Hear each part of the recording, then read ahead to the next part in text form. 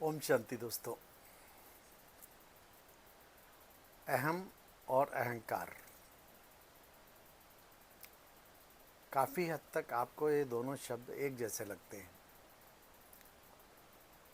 हैं ना।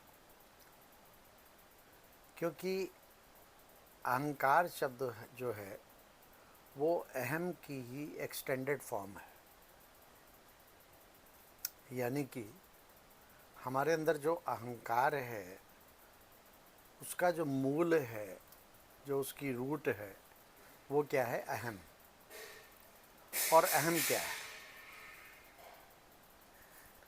अहम है हमारा घमंड, हमारा मैंपन कि मैं डॉक्टर हूँ, मैं इंजीनियर हूँ, मैं इंडस्ट्रियलिस्ट हूँ, मैं बहुत बड़ा पॉलिटिशियन हूँ, कि वॉट एवर,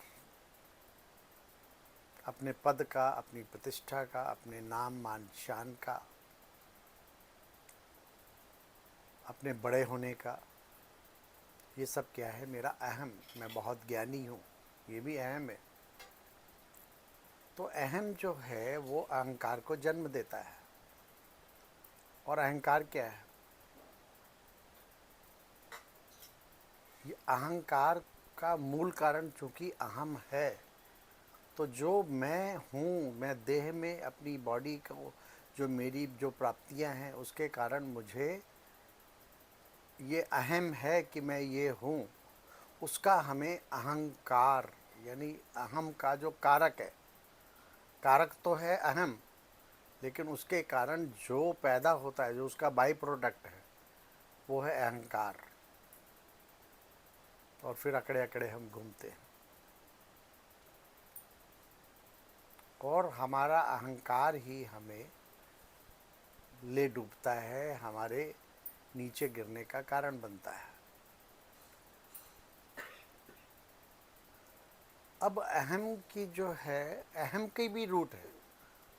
जैसे अहंकार का रूट कॉज जो है वो अहम है, ऐसे जो अहम है ना, इसका भी जो रूट कॉज है, जो इसका मूल है, वो है बॉडी कॉन्शियसनेस, देह भान, देह का अहंकार।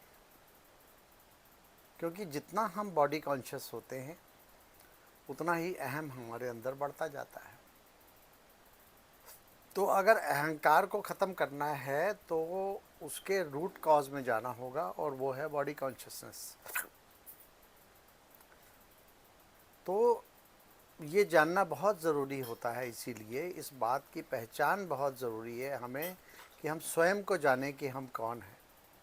और जिस दिन हम स्वयं को जान लेते हैं ना दोस्तों कि हम कौन हैं, तो ऑटोमेटिकली देह का भान, देह का अहंकार, बॉडी कॉन्शियसनेस ख़त्म हो जाती है।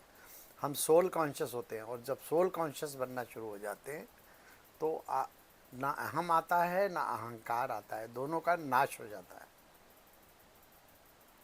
तो स्वयं को जानिए, स्वयं की पहचान करिए, भीतर जाइए, बाहर की यात्रा बंद करके भीतर की यात्रा करिए।